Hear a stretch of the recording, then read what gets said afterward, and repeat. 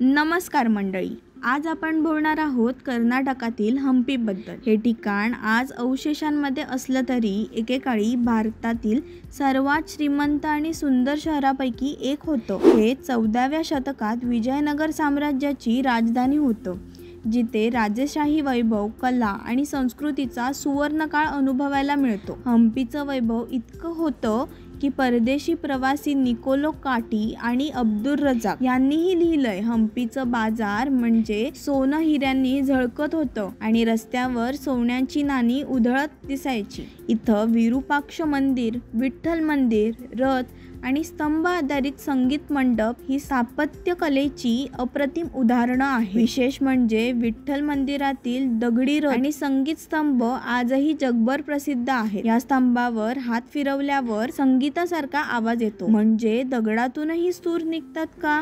पण 1565 मध्ये झालेल्या टाळीकोटच्या युद्धानंतर हम्पी उद्ध्वस्त झालं। आज ते युनेस्कोचं वर्ल्ड हेरिटेज साईट आहे आणि प्रत्येक दगडातून आजही जय विजयनगर ची प्रतिध्वनी ऐकू येते। हम्पी म्हणजे हरवलेलं वैभव पण न मिटलेला अभिमान। अशा माहितीसाठी फक्त मिनिटभरला सबस्क्राईब करा।